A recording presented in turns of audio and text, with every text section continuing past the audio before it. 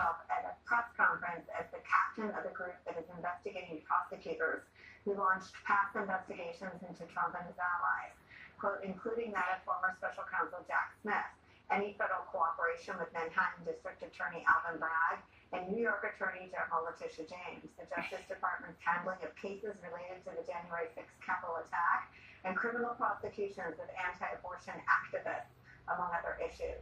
It shows how far this administration is going to destroy norms and the rule of law in the United States of America to please Donald Trump and meet his wishes to be treated like a king. It's something that our next guest, former federal judge Michael Ludig, writes about in The Atlantic today. Judge Ludig joins us now. Judge, you've spoken so powerfully about this. I know it's your own peril. Take us through what you've written in The Atlantic. Well, Nicole, the genesis of the article is this. I've been watching along with all other Americans for the past 3 months of the president's first 100 days in office.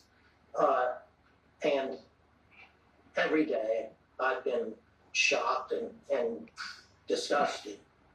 Not all Americans have been shocked or disgusted, but many have. But many, if not most Americans, have been asking throughout these 100 days, does the president really have this power in our constitutional system to issue all of these executive orders and take all of these other actions as president of the United States? And many of those people have asked that question of me.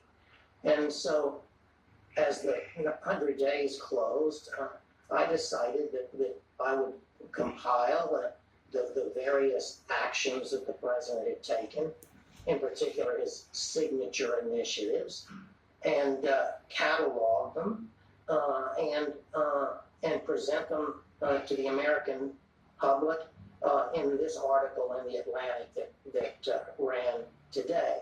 The substantive conclusion of the article is that the President of the United States doesn't have the power under the Constitution or laws of the United States for any single one of his signature initiatives undertaken in his first 100 days. I think, and I thought of myself in writing this article as little more than a scrivener or a scribe of the president's actions and their illegality. And I just marshaled, frankly, all of the authority that's out there in the Constitution and the laws of the United States, together with the opinions of the federal courts that have rejected virtually every single initiative that he has taken in his first 100 days, at least preliminarily, if not finally. And that's why that I titled the article as I did, which is The End of the Rule of Law in America. Because when the President of the United States, from the Oval Office, is undertaking illegal initiative after illegal initiative, unconstitutional initiative after unconstitutional initiative, then we cannot say, at least for the period when he is President of the United States, that we have a government of laws, not of men. The president has presented himself as above the law. I actually say in this article with support that he regards himself as the law. And of course, that's the very antithesis of our founding, the antithesis of our Constitution, and the antithesis of everything that America stands for, Nicole. Judge, you have incredible reach when you're on this show. I know it's like a boulder thrown at a pond that ripples for days and days. I wonder what you do, and I ask you this because I'm sometimes in this situation. it is the most Republican thing and the most conservative thing before the time of Trump to write and say out loud everything you put in this piece. But it is viewed as anti-Trump. You are viewed as a voice against Trump. And I think that some of our work is to say, for Trump, against Trump, being for the rule of law shouldn't make you against anybody, certainly not against a sitting American president. What Trump has done is to pervert the law. We started with a story about him firing 60 years worth of nonpartisan intelligence experts. They'd worked for Democrats and Republicans their whole career. That was their plan for their lives. That no matter which political party won an American election, they would work in the intelligence community to protect America. There's a whole thing that I feel like the pro-democracy movement has seeded, that somehow you're for Trump or against Trump if you're simply articulating the rule of law.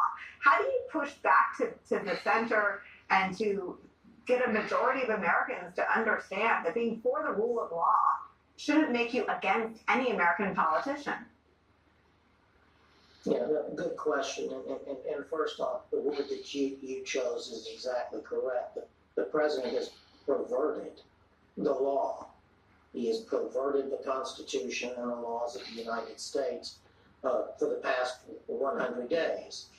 Which is to say, and your viewers should understand this, not one of his signature initiatives of 15, maybe 20, does he have support in the Constitution of the United States and the laws. I just listened to your segment just before I came on. One of his two signature initiatives is the deportation of illegal immigrants to this country. As Ms. Lenning said, the president has no authority whatsoever under the Alien Enemies Act, and every single federal court to address the issue today has so held, with the exception, interestingly, Nicole, of the court in the Western District of Pennsylvania just yesterday afternoon. And the opinion by that judge, it was reasoned, it was long, it was thorough, but it was tortured reasoning. But in the end, Nicole, that judge relied upon Donald Trump's representation that the gang was working at the behest of the Maduro regime.